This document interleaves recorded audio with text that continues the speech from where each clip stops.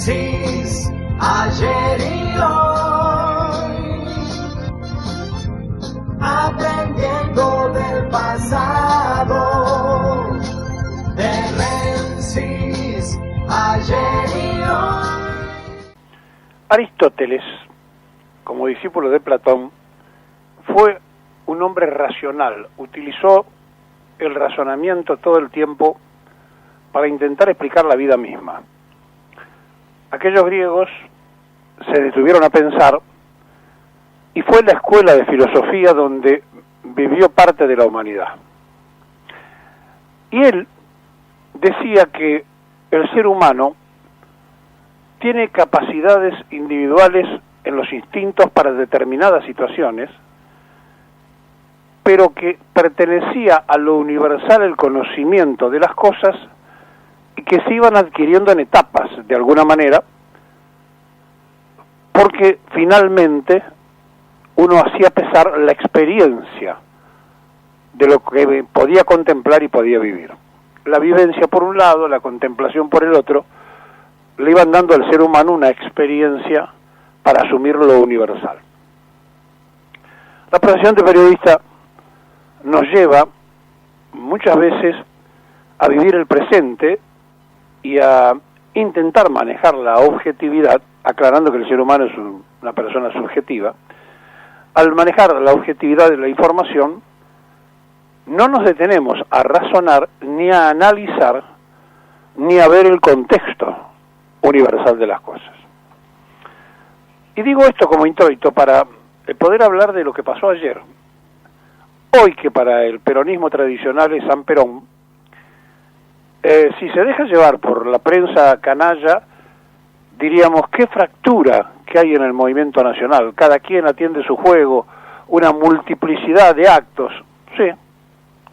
Y no solamente que eso ayuda, si uno analiza desde la razón, a darnos cuenta de la multiplicación de una fecha que los mismos que participaban y combatían a Perón en su raigambre fundacional histórica de su pensamiento político, 77 años después pegan el salto para el otro lado y abrazan ya no como bandera peronista, sino como bandera del movimiento obrero en su conjunto, y le dan distintos nombres a una expresión popular que fue de agradecimiento, como decíamos ayer, a un coronel que le había empezado a dar la sensibilidad del sentido humano a los trabajadores. Entonces, mirándolo desde lo universal, hay una multiplicación fenomenal.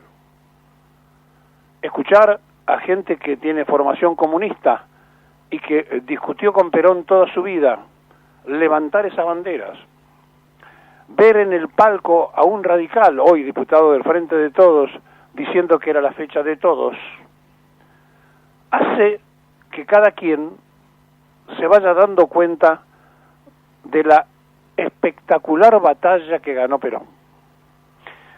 Perón se fue en 1955 como presidente de la República y volvió en 1972 como jefe del movimiento nacional. Y eso quedó establecido en la reunión de Nino, donde todo el arco político argentino le decía, usted es el jefe, hágase cargo. Y entonces se hicieron cargo también del calendario peronista. Y resulta que uno los escucha hablar y todos se sienten peronistas. Bueno, finalmente Perón decía, uno es comunista, otro es conservador, otro es socialista, pero peronistas son todos.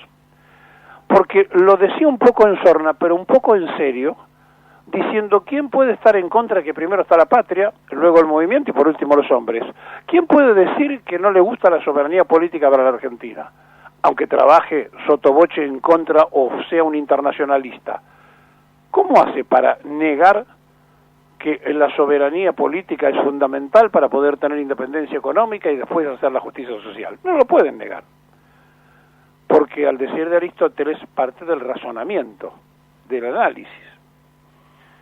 Y entonces no podemos informar que se multiplicaron los actos y muestra la fractura y la división, porque no es cierto, absolutamente no es cierto.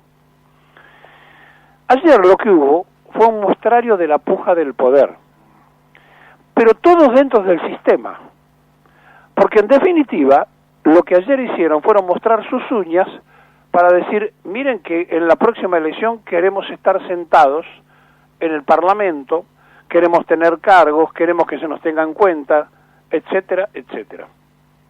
Desde los que estaban encerrados en obras hasta los que fueron a un estadio deportivo, todos lo que pretenden es ser escuchados en la puja del poder. Y entonces en la plaza se escucharon discursos en contra del sistema gobernante como si fueran candidatos de la oposición. Por otro lado, brillantes, si fueran candidatos yo los voto mañana.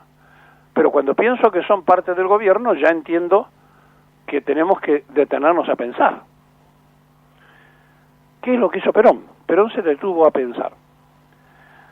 Y entonces cuando se dice con mucha fragilidad, quieren cargos para acusar a los que estaban en obras, para después no votar lo que hay que votar, la pregunta es al revés. Los que estaban allí, diputados que vienen de otros sectores, que llegaron con el voto peronista, cuando se hizo el acuerdo con el fondo, ¿qué hicieron? ¿Votaron o se fueron a la casa o hicieron una protesta? Entonces no se puede, a esta altura, decir o hacer cosas que no condigan con la realidad, porque entonces pasa lo que pasó, que no se llena la Plaza de Mayo, que se juntan 4.000 en obras, que van los movimientos sociales y quieren también pergeñar un partido político, y antes querían pergeñar un sindicato. En definitiva, todos quieren lo mismo, pero lo que quieren cambiar es la jefatura. Y entonces allí aparece Aristóteles diciendo que el ser humano tiene que manejarse con la experiencia.